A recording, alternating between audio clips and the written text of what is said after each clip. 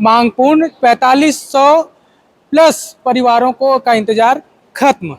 ये विज्ञापन आप देख रहे हैं, इस विज्ञापन का मैं एक पूरा डिटेल बताने जा रहा हूँ। नमस्कार, मैं नीलेश और न्यूज़बाजी में आज एक ऐसे मामले की चर्चा जिसको लेकर छत्तीसगढ़ के भिलाई में काफ़ी माहौल एक तरह से चर्चाओं का जुड़ा हुआ है। लगातार इस पर चर्चा हो रही है कि ये मामला क्या है। हाउस लीज डेट्स कमेटी को लेकर जो ये पंजीयन का काम हो रहा है, इसका आखिर पूरा मामला क्या है। विपक्षी दल जो भाजपा है उस पर सवाल उठा रही है, उनके सवाल क्या हैं वो भी आपको बताएंगे, जवाब भी लेने की कोशिश करेंगे जिम्मेदारों से इस वीडियो में।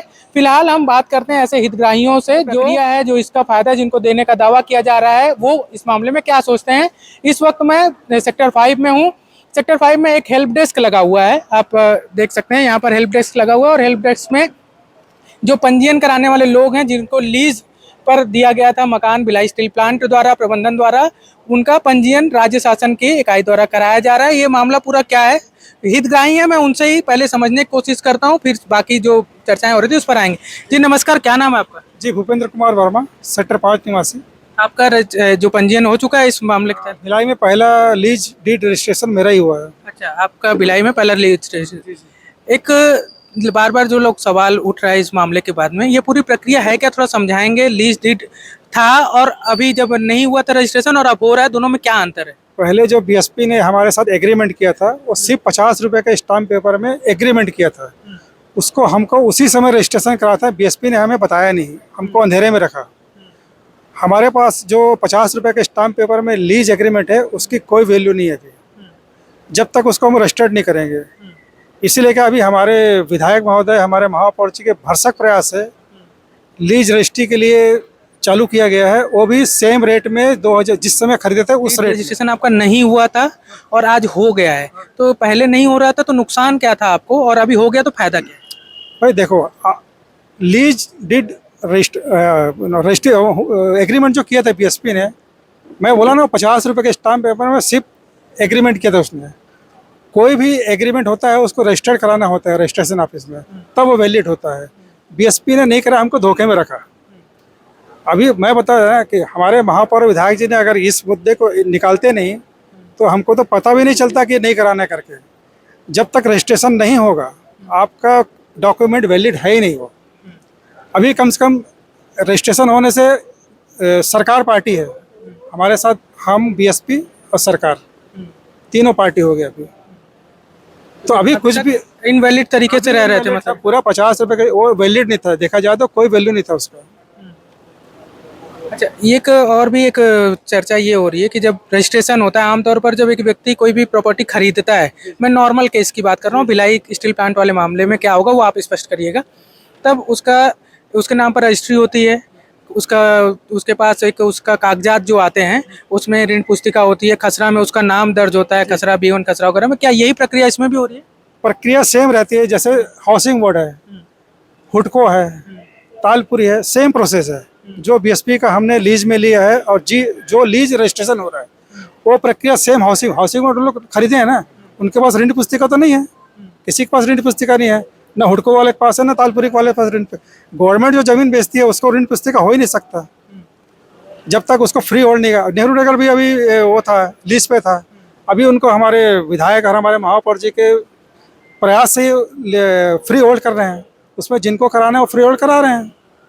नहीं, लेकिन नेहरू नगर में जो प्रॉपर्टी थी उनकी तो कागजात उनके पास हैं, फ्री होल्ड लीज उसमें भी दर्ज था नाम, लेकिन उसके कागजात जैसे ऋण पुस्तिका या B1 खसरा वगैरह में अगर नंबर डालते हैं तो उनका नाम आता है कि फला व्यक्ति के नाम पर है। तो क्या ये चीज? यहीं का निवासी हूँ, मैं आपको बताता हूँ कि लीज का रजिस्ट्रेशन हो रहा है, किसी प्रॉपर्टी का रजिस्ट्रेशन नहीं है। ये जो लीज डीड बनी थी उसका रजिस्ट्रेशन हो रहा है, और ये रजिस्ट्रेशन इसलिए आवश्यक है क्योंकि अगर ये रजिस्ट्रेशन नहीं होगा तो जब इसकी अवधि पूरी होने का समय आएगा तो इसकी शर्तों का अनुपालन कराने के लिए सरकार को बाध्य नहीं किया जा सकेगा अगर रजिस्टर्ड नहीं होगी तो। इसलिए रजिस्टर्ड नितांत आवश्यक है। इस रजिस्ट्रेशन के बाद सरकार, उसमें एक हिस्सा है इस एग्रीमेंट का, तो उसमें जो एक हिस्सा बीएसपी, एक लीजधारी और एक इसके ऊपर अगर कोई बीएसपी प्रबंधन कोई कार्रवाई करता है तो आप लोग सरकार को हिस्सा बना सकते हैं। जी जी, मतलब कुल मिला के ये है कि इसमें सरकार की भी जिम्मेदारी बढ़ जाती है आपके लिए। अभी तक आमतौर पर केंद्र का मामला है करके इस पर ये जो पूरी प्रक्रिया है, जिस प्रकार से जमीन की रजिस्ट्री होती है, पूरी प्रक्रिया सेम है।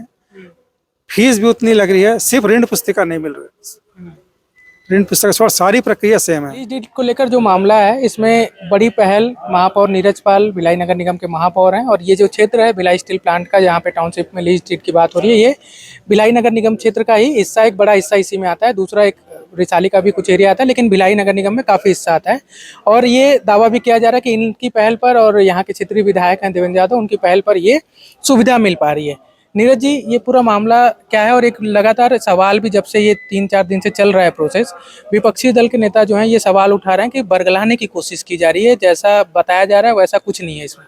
देखिए, इसमें मैंने पहले भी कहा है कि पिछले दिनों 8 अप्रैल को जब माननीय मुख्यमंत्री जी का दौरा, भेंट मुलाकात के दौरान उनका भिलाई आगमन हुआ था, उस समय भिलाई के विधायक देवेंद्र यादव जी ने उनके संज्ञान में ये बात लाई थी कि पिछले लंबे समय से भिलाई के लीजधारी जिन्होंने लीज पर आवास लिया था, वो लगभग 4,500 परिवार बहुत परेशानी से जूझ रहे हैं। जब ये बात माननीय मुख्यमंत्री जी के संज्ञान में आई तो उन्होंने भिलाई इस्पात संयंत्र के नगर सेवा विभाग के अधिकारियों को, जिला प्रशासन के माननीय कलेक्टर महोदय को, भिलाई इस्पात संयंत्र के डीआईसी अनरवन दास जी को और नगर निगम कमिश्नर व्यास जी को, इन सब के को बुलाकर निर्देशित किया था कि इसका समाधान जल्द से जल्द निकाला जाए। और उसके बाद से लगातार बैठकों का दौर चला और जो जो परेशानियां इस बीच में आई उन सब का निराकरण करते हुए 17 जून को इस निष्कर्ष पे पहुंचे कि ये जो भी छोटी बड़ी जितनी भी इसमें क्वेरी थी उसको क्लियर करने के बाद ये स्थिति क्लियर हुई। इसके लिए लगातार पिछले लंबे समय से भिलाई के विधायक देवेंद्र यादव जी प्रयासरत थे और उनकी प्रयास की, उनके कोशिश की, उनकी मेहनत की परिणाम ये 13 तारीख को 2 दिन पहले 7 लोगों की रजिस्ट्री के साथ इस पर हम लोग पहुंच पाए। ये लगभग संख्या 4500 प्लस है। टोटल लगभग 4500 के करीब लीजधारी हैं। अभी जो इनका जिन लोगों का लीज जो समय का एग्रीमेंट था उसकी रजिस्ट्री उन लोगों की हो रही है जो लीजधारी स्वयं जिनके नाम से मकान है, अभी फर्स्ट फेज में उनका आ रहा है। आने वाले समय में जैसे भी बीएसपी की तरफ से जो भी इंस्ट्रक्शन उनके सेल ऑफिस से जो डायरेक्शन आएंगे उसके हिसाब से बाकी लोगों का भी पंजीयन किया जा सकेगा। एक वादा और पूरा, ये एक स्लोगन के साथ आप लोग इसको प्रचारित भी कर रहे हैं। इस पर सवाल उठ रहा है लगातार, जो खासकर विपक्षी दल हैं, वो विपक्षी दल का काम ही सवाल उठाना होता है, आप कह सकते हैं, लेकिन फिर भी उनके कुछ सवाल हैं कि क्या मालिकाना हक मिल रहा है, क्या जो एक आम व्यक्ति जो खरीदार करता है कोई दूसरे क्षेत्र में, आम राजस्व का इलाका जो होता है सरकार का, वहाँ खरीदता है और यहाँ पर जो रजिस्ट्री हो रही है, दोनों में क्या अंतर है? देखिए, इसमें मैं बहुत क्लियर करना चाहूँगा कि लीज की प्रॉपर्टी और फ्री होल्ड की प्रॉपर्टी दोनों में बड़ा फर्क होता है। लीज का हमको जो इसलिए लीज की प्रॉपर्टी बोल रहे हैं कि ये जब बीएसपी ने, भिलाई इस्पात संयंत्र ने जब 2002 में लीजधारियों को प्रॉपर्टी दी थी तो उस एग्रीमेंट में था कि राइट टू एंजॉय प्रॉपर्टी, उसमें एक शब्द है, वो जो कंडीशन थी उसमें एक शब्द है। तो वो उसका अर्थ ये है कि आप उस लीज पे जो आवास जो आपको लीज दी जा रही है उसका आप उपयोग कर सकते हो, उसका आप वहाँ पे आपके रहने के लिए, आपके उपयोग के लिए है, उसका आप एंजॉय कर सकते हो। इस आधार पे ये लीज डीड बनी थी। उस लीज डीड को रजिस्टर्ड होना जरूरी था, जो कि लंबे समय से रुकी हुई थी। अब ये जो आज विपक्षी बोल रहे हैं या जो भी बोल रहा है, मैं नहीं समझता कि वो क्यों, या तो उनको ये इस बात की पूरी जानकारी नहीं है, वो जानकारी ले कि कोई भी एग्रीमेंट तभी वैलिड होता है जब उसका रजिस्ट्रेशन रजिस्ट्रार ऑफिस में हो। इसका रजिस्ट्रेशन अभी तक जो डीड उस समय बनी थी, जो एग्रीमेंट बीएसपी का और लीज धारक का जो हुआ था, लीज 2 पार्टी होती है लीज में, एक लीज देने वाला, एक उसका उपयोग करने वाला। इनका उस कागज की, उस एग्रीमेंट की वैधता जब ही है जब वो रजिस्टर्ड हो जाए। उस रजिस्ट्रेशन के लिए लगातार 22 साल से ये प्रयासरत थे, जो माननीय देवेंद्र यादव जी के प्रयासों से सफलता जिसमें मिली। चलिए, मतलब ये कुल मिला के जो एक मैसेज आमतौर पर लोग क्रिएट कर रहे थे कि ये एक तरह से जो आम प्रॉपर्टी होता है वैसा रजिस्ट्रेशन नहीं है, वो रजिस्ट्रेशन कराने का वादा करें, लेकिन इनकी तरफ से पूरी स्पष्ट कर दिया गया है कि एक जो रजिस्ट्रेशन की प्रक्रिया होती है वही है, इसमें कोई ऐसा कोई वादा नहीं है। लीगल जो रजिस्टर्ड डॉक्यूमेंट था वो जब तक रजिस्टर्ड नहीं होता तब तक वो लीगल पेपर नहीं था। रजिस्ट्रेशन होने से वो एक लीगल पेपर हुआ है और ये लीज धारियों को अब उसका अधिकार है। वो लीज का एक्चुअल अधिकारी वो अब हुए हैं जब इनका रजिस्ट्रेशन हुआ है। मैं आपको ये भी बताना चाहता हूँ कि नगर निगम क्षेत्र के अंतर्गत जो भिलाई टाउनशिप से बाहर का एरिया है, वहाँ पर भी पहले जो मकान साड़ा जब हुआ करता था नगर निगम बनने के पहले, तो उस समय वहाँ पर भी जो आवास थे, चाहे वो नेहरू नगर हो या दूसरी हाउसिंग बोर्ड के मकान हो, वो भी लीज पे थे। लीज की प्रक्रिया कुछ समय अवधि के लिए एक एग्रीमेंट होता है, उसका रिन्यूअल होता है। जैसे में जो ये टाउनशिप के लोग हैं लीजधारी, इनका 30 साल के लिए इनको लीज दी गई थी और उसमें कंडीशन थी कि 30 साल के लिए इसको फिर से रिन्यू किया जाएगा। मतलब एक कुल बड़ी 90 साल तक। 90 साल का कुल आज हम ये जरूर बोल सकते हैं कि ये बड़ी जीत बोले या खुशी बोले इस बात की है कि ये 2002 के प्रीमियम पर ही बीएसपी ले रही है। ये हम सब इसके लिए बीएसपी का, भिलाई इस्पात संयंत्र का आभार भी करते हैं, जिला प्रशासन का भी आभार करते हैं कि 2002 का जो प्रीमियम था उसी को आधार बनाकर ये रजिस्ट्रेशन हो रहा है। तो इसमें कोई अतिरिक्त खर्च आज नहीं लग रहा है। जो उस समय लगता है वही लग रहा है। वही लग रहा है। जहां तक बात है कि फ्री होल्ड एक अलग चीज है। लीज की प्रॉपर्टी और फ्री होल्ड की प्रॉपर्टी अलग चीज है। अभी गवर्नमेंट की राज्य शासन की एक स्कीम आई है, जो नेहरू नगर में भी जो लीजधारी थे, जो दूसरी जगह पे भी लीजधारी थे, उनको फ्री होल्ड करने के लिए अब वो आवेदन दे रहे हैं। अब स्कीम शासन ने निकाली है कि जो लोग लीज पे थे वो चाहे तो फ्री होल्ड भी कर सकते हैं। तो वो फ्री होल्ड की कार्रवाई तो वहां चल रही है। ये यहाँ पे अभी बीएसपी जब तक नहीं चाहेगी तब तक ये लीज रहेगी। एक चीज और स्पष्ट मैं यही करना चाहूंगा कि जो नेहरू नगर की बात कर रहे हैं या जवाहर नगर है या और भी अन्य दूसरे इलाके जहाँ साड़ा द्वारा बसाहट की गई थी, वो राज्य शासन द्वारा लीज दिया गया था और ये लीज भिलाई स्टील प्लांट। तो लीज जो राज्य शासन द्वारा दिया गया था, वो राज्य शासन के पास वो अधिकार है कि उसको फ्री होल्ड करे या ना करे। अभी करने का निर्णय लिया है। अब ये अधिकार भिलाई स्टील संयंत्र या सेल को है, steel authority of India limited को है कि वो चाहें तो करें या ना करें। लीज लेकिन इनकी 90 साल की होगी और 2 टाइम इनका रिन्यूअल होना है। ये रजिस्टर्ड होने के बाद वो होगा। मतलब हम ये जरूर बोल सकते हैं कि ये रजिस्टर्ड होने के बाद ये कानूनन लीगल पेपर हुआ है, रजिस्ट्री का पेपर। अब इसको लोगों को समझना पड़ेगा। ऐसे ही हवा में बात करने से नहीं चलेगी। हवा में बात ये भी हो रही है कि नगर निगम का इन्वॉल्वमेंट बढ़ेगा, टैक्स अब नगर निगम को जाएगा। भाई देखिए, कोई भी भूमि राज्य शासन, कोई भी राज्य है, वहाँ की भूमि का अधिकार राज्य शासन को ही रहता है। यहाँ पे 2 अलग अलग संस्थाएं थी। भिलाई इस्पात संयंत्र केंद्र के अंतर्गत आने वाला एक उपक्रम है और नगर निगम हो या राज्य शासन, वो स्टेट के अधीन एक सरकार है। केंद्र सरकार और राज्य शासन के बीच का अनुबंध के तहत जो भी बीएसपी के साथ उस समय कंडीशन हुई होगी, उसको जमीन मिली होगी, उसी के आधार पर steel authority of India limited ने ये लीज की स्कीम लाई होगी। उस लीज के एग्रीमेंट पे लोगों ने मकान लिया। जो एग्रीमेंट बीएसपी के अधिकारियों ने उस समय लीज धारकों के साथ किया, उस एग्रीमेंट पे ये इन्होंने मकान लिया। लेकिन वो लीज का जो पेपर था, जो एग्रीमेंट था, वो रजिस्टर्ड नहीं हुआ था। ये बड़ी उपलब्धि है कि आज वो रजिस्टर्ड हो गया। वो एक लीगल प्रक्रिया शुरू हो, जो चाहे करवा, बिल्कुल जो चाहे वो आके रजिस्टर्ड करा सकता है और इसमें किसी को परेशान होने की जरूरत नहीं है। कोई ऐसा कोई भ्रामक बात नहीं है। अब जिनको विरोध करना है तो बिना सिर पैर के विरोध करते रहे, उसका कोई हल नहीं। इनको समय था, जो आज विरोध कर रहे हैं, इनके पास 15 साल छत्तीसगढ़ में इनकी सरकार थी, तब तो इनको अवसर मिला था। तब तो ये चाहते तो ये भी जो आज देवेन कर रहे हैं, ये उस समय वो भी कर सकते थे। लेकिन उस समय उन्होंने इसका कोई कोशिश नहीं की। चुनाव जब आता था तो दिन और महीने गिना के छोड़ देते थे और उसके बाद भूल जाते थे। पिछले चुनाव के दौरान जो आज यहाँ आप देख रहे होंगे लिखा है कि अब घोषणा का एक और वादा पूरा हुआ। उस समय पिछले चुनाव के समय में विधायक देवेंद्र यादव ने भिलाई के लोगों से, लीज के आवास वालों से एक प्रॉमिस किया था कि आपके लीज के लिए हम अपना भरपूर आपके लिए लड़ेंगे, सहयोग करेंगे और आपको लीज दिलवाएंगे।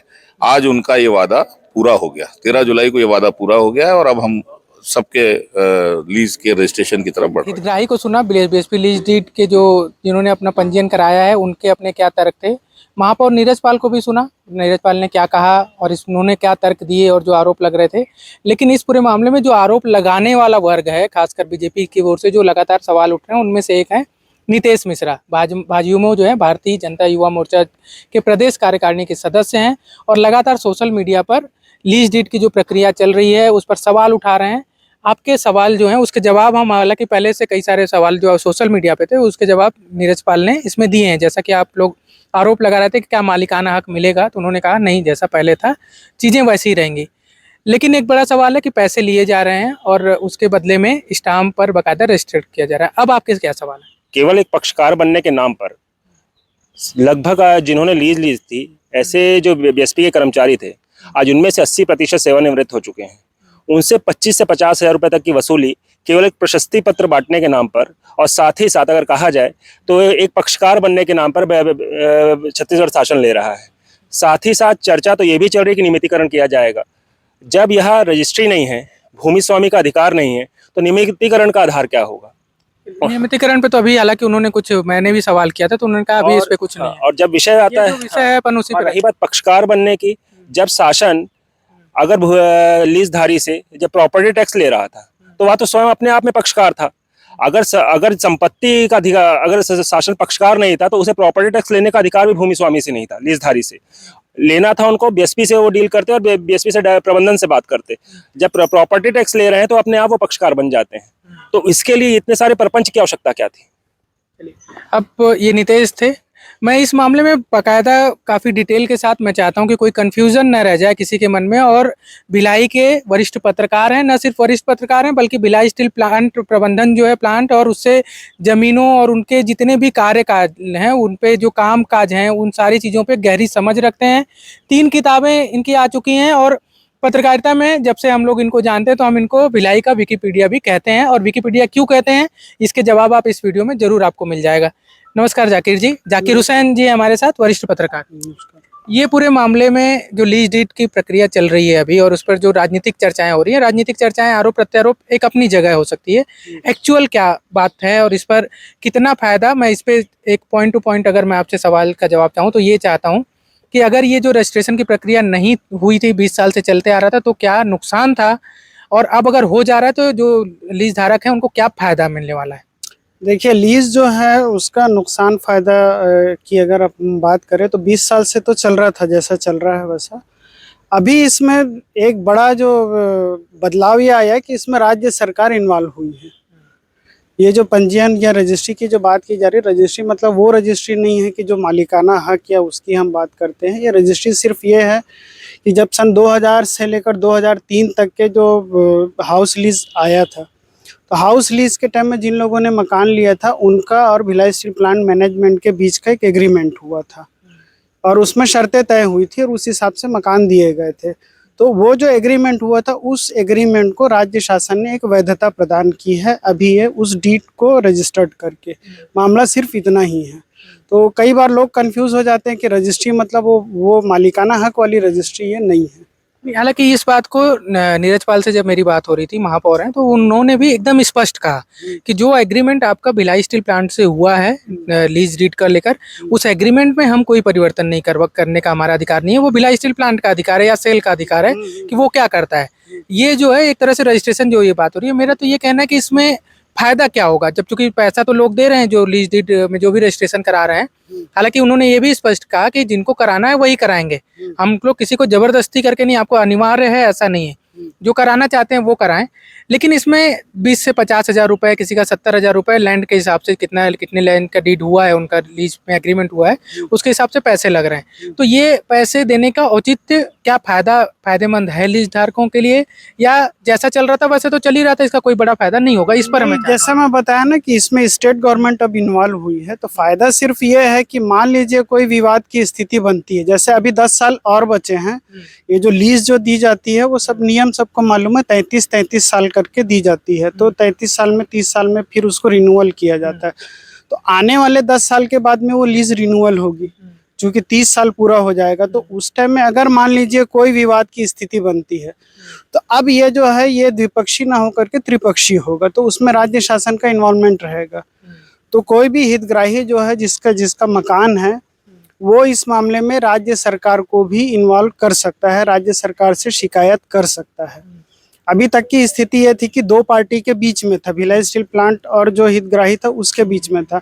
अब उसमें राज्य सरकार ने अपनी तरफ से रजिस्ट्री करके, भले ही वो पुरानी दर पे हुई है रजिस्ट्री, लेकिन एक राशि राज्य सरकार को मिली है और लोग करा रहे हैं। तो उसमें फायदा सिर्फ ये हो सकता है कि हम राज्य सरकार को पकड़ सकते हैं। मान लीजिए कोई विवाद की स्थिति आती, क्योंकि अभी संभावित या आशंका जिसको बोलते हैं, वो सबसे बड़ी आशंका आने वाले समय में ये होने वाली है कि लीज के नियम, जो लीज डीड जो बनी थी, उसमें नियम और कायदे ये तय थे कि आप उसको छेड़ोगे नहीं। मूल जो आवास है उसमें कुछ इतना बदलाव कर सकते, इतना नहीं। लेकिन लोगों ने क्या किया, पूरा जीरो कर दिया, पूरा मैदान करके अपने महल बना लिए। हाँ, एक मकान मुझे दिख रहा है ऐसा है। अगर मैं जो कैमरा साथी हैं उनको दिखाऊं कि ये एक मकान बड़ा सा नजर आ रहा होगा और उसके बाजू में और भी कई सारे मकान नजर आ रहे होंगे। तो जो ये बाकी मकान है वो एक्चुअल में बीएसपी के अपने आवास जैसा बनाया गया, तो उसमें थोड़ा बहुत परिवर्तन है, लेकिन वो एक तरह से पूरी तरह से 100% कंस्ट्रक्शन दिख रहा है। पूरी तरीके हाँ। से वो मॉडिफाई कर हाँ, दिए हैं। और ऐसा लगभग जिनके भी लीज हैं, जहां पर भी हम जाएं, तो उसमें 80% मैं कह सकता हूँ लगभग भिलाई में ऐसा है जो लगभग 100% कंस्ट्रक्शन कर लिया हो, या 85 प्लस। इसकी शुरुआत जो है बीएसपी की ही एक अधिकारी ने की थी सेक्टर 10 में। जब उनका देखा कि ये इतने बड़े पद पे ये अधिकारी है और इसने अपने मकान को ऐसा कर लिया है, तो फिर देखा देखी वो फिर सब करने लगे। एक रास्ता मिल गया लोगों को, एक रास्ता मिल गया कि इतनी बड़ी अधिकारी का जब कर सकती, तो हालांकि बीएसपी मैनेजमेंट ने, उनके स्टेट कोर्ट ने कुछ कार्रवाई भी की, कुछ लीज निरस्त भी की, लेकिन फिर अब हमारे यहाँ जो न्याय व्यवस्था है उसमें आगे वो लोग गए, कोर्ट में गए, वहाँ से स्टे मिल गया। मतलब मामला कुल मिला के अभी तक के कोई हाँ वो ऐसा कुछ नहीं है कि एकदम खाली करा दिए हैं या खाली हो गया है, वैसा नहीं रहा। तो ये विवाद जो है ना, अभी 30 साल जब पूरा होगा, लीज का रिन्यूअल जब होगा। हाँ, मैं मतलब भैया को थोड़ा सा एक जाकिर जी को रोकना इसलिए चाह रहा हूँ। यहाँ पर मैं एक और स्पष्ट कर रहा हूँ कि जो मामले का चर्चा कर रहे हैं, कोर्ट में गए और ज्यादा कुछ नुकसान नहीं हुआ, ये तब की बात है जब शासन ने रजिस्ट्रेशन नहीं किया है ना। ये एक पॉइंट वाली बात है कि रजिस्ट्रेशन नहीं करने के बावजूद जो एक आशंका लोगों के मन में है कि अगर मान लीजिए बीएसपी आपको बेदखल कर देती है, तो एक पार्टी शासन सरकार रहेगी जो आपको न्याय दिला सकती है, जो आपके लिए लड़ सकती है। लेकिन एक इससे पहले मामला आ चुका है जिसमें सरकार का इन्वॉल्वमेंट नहीं था, फिर भी उन्हें बेदखल अब तक नहीं किया गया है। हाँ, सरकार मतलब उसमें पार्टी नहीं थी। हाँ, सरकार तो है, मतलब कागजी तौर पर इन्वॉल्वमेंट की बात है, शासन तो, लेकिन अधिकृत तौर पे पार्टी जो है अब बनी है। राज्य सरकार पार्टी नहीं थी। अब लीज जो है वो त्रिपक्षीय हो गई है। अगर ये लीज जो अगर करवाते हैं, ये पंजीयन करवाते हैं डीड का, तो ये मामला त्रिपक्षीय हो जाएगा। तो एक वही दिखता है कि आगे आने वाले समय में ये होना है विवाद। ये सभी को मालूम है कि जिन लोगों ने मूल जो नक्शा था उसको छेड़ते हुए अपने हिसाब से बना लिया है, तो उसमें जो है आगे लीज का कैसे उसको रिन्यूअल होगा, ये थोड़ा सा आशंका है लोगों को। क्योंकि बीएसपी ने लीज डीड में साफ लिख दिया था कि आप इतना मॉडिफाई कर सकते हो, इतना नहीं कर सकते हो, इससे अधिक नहीं कर सकते। लेकिन वो सीमा तो एक तरफ चले गई और लोगों ने अपने हिसाब से बना लिया। तो एक दिखता है कि राज्य शासन उसमें अब इन्वॉल्व होगी, और आगे देखिए फिर क्या होगा। तो अच्छा, एक बड़ा सवाल ये भी लोगों के मन में आ सकता है कि राज्य सरकार, हालांकि इस पर कोई खुलकर नहीं बोल रहा है, आधिकारिक तौर पर मीडिया के सामने भी लोग इस पर बात नहीं कर रहे हैं, जो जिम्मेदारी ले रहे हैं कि जब तो 10 साल बाद लगभग बचे हैं उस लीज को कंप्लीट होने में, और जब वो रिन्यूअल होगा तो उसका दर क्या होगा, क्योंकि लोगों के अंदर अब उसके दर पे उसका दर तो वो सब क्लियर है, सबको मालूम है कि जिस तारीख को रिन्यूअल होता है उसी तारीख की दर लगती है। उसमें फिर कोई राजनीति नहीं चलती और कोई कुछ नहीं चलता। क्योंकि तो ये जो मैसेज है क्रिएट करने की कोशिश हो रही है कि जो पुराना दर है उसी पे बढ़ा देंगे, या राज्य शासन जैसे करता है खासकर आवासीय योजनाओं में। बीएसपी ने अपनी लीज डीड में कहीं नहीं लिखा है कि 30 साल के बाद हम पुरानी दर पे करेंगे, ऐसा कहीं नहीं होता। कोई भी शासन रहे या बीएसपी मैनेजमेंट रहे, कोई भी पार्टी रहे, वो अपना नुकसान नहीं करेगी।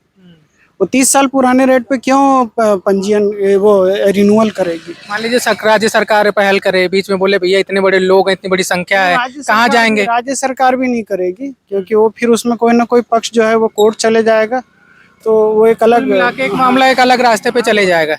लोगों को देना पड़ेगा ना। आप 30 साल से उसको सुविधा को भोग रहे हो ना, उस मकान में रह रहे हो, लीज है आपकी, रिन्यूअल आपको कराना है, तो वो तो जिस तारीख को होगा उसी तारीख का ही रेट लगेगा वो। अच्छा, नीरज जी एक बात कर रहे थे, एंजॉय द प्रॉपर्टी, ये एक कोई वर्ड उसमें लीज डीड में लिखा हुआ है, इसको परिभाषित तो एंजॉय तो कर ही रहे हैं ना। एंजॉय का मतलब आप बिना किसी भय पक्षपात के आप आराम से रहिए। एंजॉय का मतलब ये नहीं कि आप पूरा जमीन दोस्त कर दीजिए और महल खड़ा कर दीजिए। अब जैसा कि नितेश मिश्रा भी थोड़ी देर पहले चर्चा कर रहे थे कि नियमितीकरण की ओर भी बढ़ने का प्रयास नगर निगम प्रशासन द्वारा किया जाएगा। क्या नियमितीकरण का अधिकार नगर निगम के पास आ जाता है ये सब सारी चीजें, लीज की जो प्रक्रिया? नहीं नहीं, देखिए ये पब्लिक सेक्टर है, भिलाई स्टील प्लांट जो है ना, इसमें ज़्यादातर के पूरे मामले जो है वो सेंट्रल से तय होते हैं। और केंद्र के नियम रेवेन्यू के मामले में जो होते हैं वो क्लियर है बिल्कुल। जब तक कि केंद्र सरकार उसमें अनुमति नहीं देगी, राज्य सरकार उसमें कोई पहल नहीं कर सकती। नियमितीकरण हो चाहे कुछ भी हो, तो उसमें राज्य सरकार इन्वॉल्व नहीं हो सकती। अगर अनुमति ले आए तो अलग बात है, अगर मान हाँ। लीजिए कोई एक प्रक्रिया के अब तहत देखिए, मान लीजिए केंद्र और राज्य में दोनों एक सरकार है, कुछ सहमति बन गई, कोई नियम बन गया, तो वो बात की चीज है। लेकिन ऐसे राज्य सरकार अपनी तरफ से पब्लिक सेक्टर में इन्वॉल्व नहीं होती। पब्लिक सेक्टर का पूरा कानून और सारी चीजें जो है वो सेंटर से चलती है। व्यूअर्स जिनको नहीं पता है, मैं उनके लिए ये जानकारी आपसे लेना चाह रहा हूँ कि लीज आखिर लाई क्यों गई थी? लीज का जो मसला है, असल में कहानी शुरू हुई थी 97-98 से। तो उस टाइम में सेल की हालत बहुत ज़्यादा ख़राब हो गई थी और सेल के सारे प्लांट जो है वो माइनस में चल रहे थे।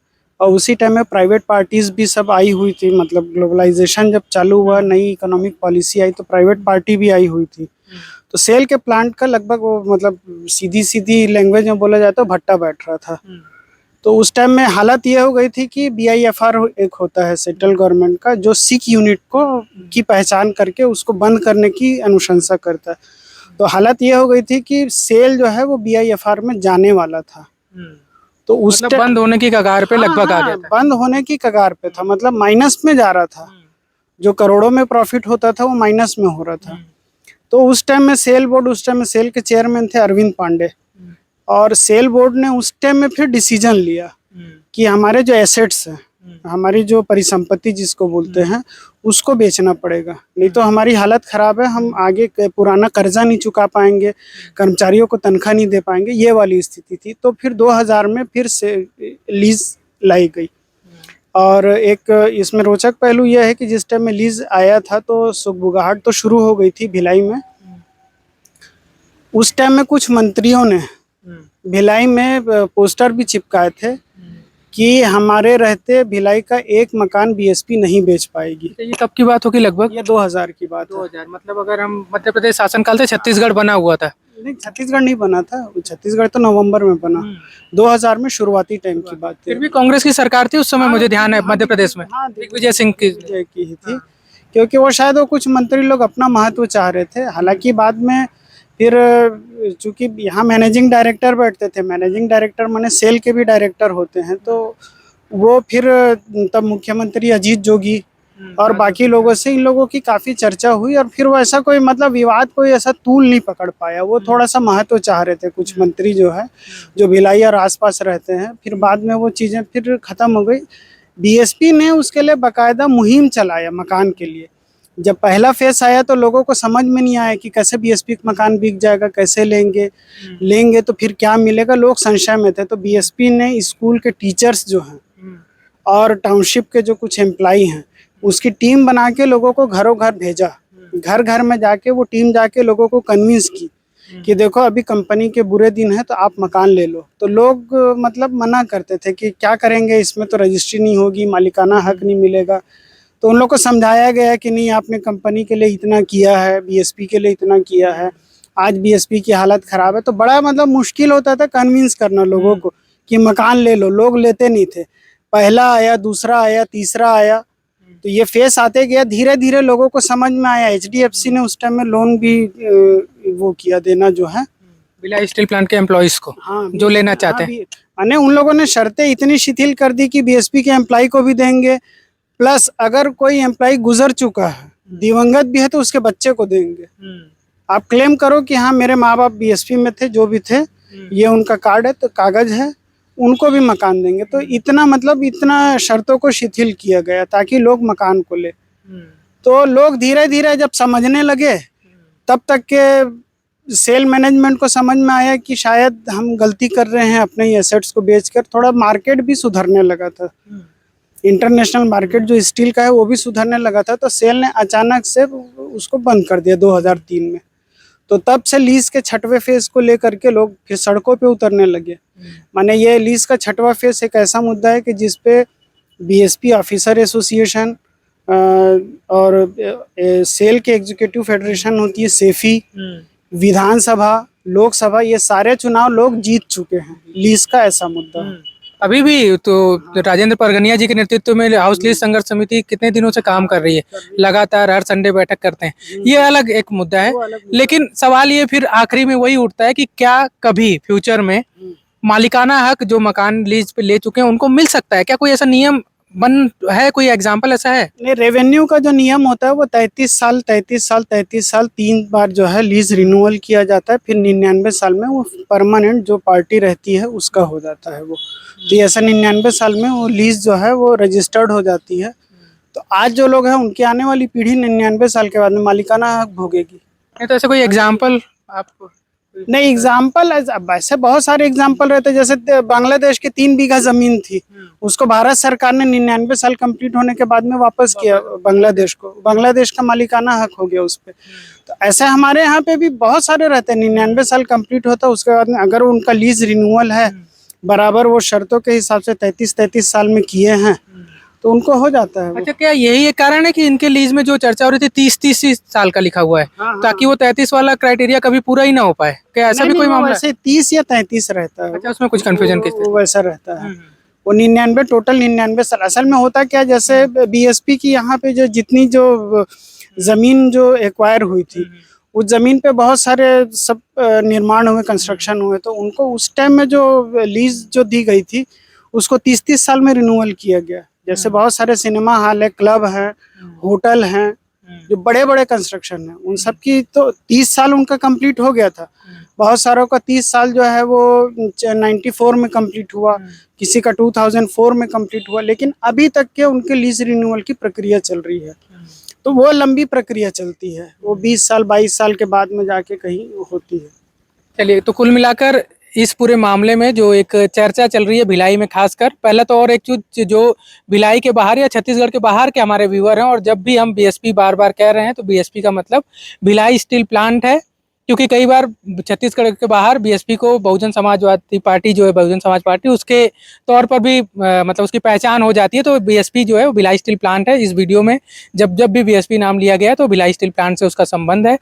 दूसरा, मालिकाना हक क्या कभी फ्यूचर में मिल सकता है, उस पर भी जाकिर जी ने पूरा क्लियर किया कि जो सरकार के रेवेन्यू के अभी तक के नियम है उसके आधार पर 99 साल बाद मिल सकता है।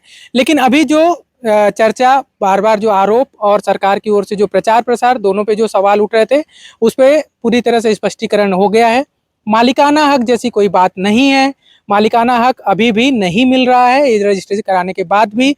जाकिर जी ने एक केस का भी हवाला दिया जो आपने सुना कि इससे पहले भी जो लीज का उल्लंघन किए थे उनके ऊपर जब भिलाई स्टील प्लांट की ओर से, सेल प्रबंधन की ओर से जब कार्रवाई की गई, मामला कोर्ट में गया, तो ये हितग्राही को ही उसका लाभ मिला है तब के केस में जब ये रजिस्ट्रेशन की प्रक्रिया शुरू नहीं हुई थी। तो कुल मिलाकर ये है कि अब सरकार, राज्य सरकार का जो भी दावे किए जा रहे हैं सरकार की ओर से, या जो भी उसके निर्णय आएंगे, वो बाद में इसका लाभ किसको मिलता है क्या नहीं मिलता है, ये भविष्य के गर्व की बात है, उस समय देखा जाएगा। लेकिन अभी ये प्रक्रिया चल रही है। आरोप जो लग रहे थे, जो खासकर विपक्षी दल द्वारा लगाए जा रहे थे कि क्या नेहरू नगर की तरह भिलाई में या दूसरी जो प्रॉपर्टी है राजस्व के अंतर्गत आती हैं राज्य सरकार के, उसकी तरह ये मामला हो जाएगा, तो उस पर कांग्रेस की ओर से भी, जो इसमें जो लोग प्रचार कर रहे हैं उनकी ओर से भी ये कहा गया, नीरज पाल की ओर से ये कहा गया कि नहीं, ऐसा कोई मामला नहीं है। जैसा लीज डीड में जैसा एग्रीमेंट है वो एग्रीमेंट ही रहेगा, उसमें कोई परिवर्तन हमारी ओर से नहीं किया जा रहा है। हम सिर्फ एक पार्टी के तौर पर राज्य सरकार को इसमें शामिल कर रहे हैं। तो इस वीडियो को लेकर अगर आपके मन में इसमें जितने भी आपको जानकारी दी गई है, कोई सवाल बचा हो या कोई शिकायत हो, कोई ऐसी कोई जानकारी हो जो आपको लग रही हो कि इस पर स्पष्टीकरण नहीं हो पाया हो, या भ्रामक लग रही हो या गलत लग रही हो, तो आप हमें कमेंट बॉक्स में बताएं। हमें मेल भी कर सकते हैं newsbaji.editor@gmail.com पर। अगर आपने हमारे चैनल को सब्सक्राइब नहीं किया यूट्यूब पर तो सब्सक्राइब कर लीजिए। यूट्यूब के अलावा फेसबुक, इंस्टा, ट्विटर पर भी आप हमें फॉलो कर सकते हैं, NEWSBAJI। इसके अलावा कोई शिकायत, सुझाव या अन्य जानकारी है खबर के रूप में आप उसको देखना चाहते हैं तो आप हमें कमेंट बॉक्स पर बताएं। newsbaji.editor@gmail.com पर मेल करें। देश दुनिया और छत्तीसगढ़ की अपडेटेड खबरें देखने के लिए आप हमारी वेबसाइट newsbaji.com को भी फॉलो कर सकते हैं।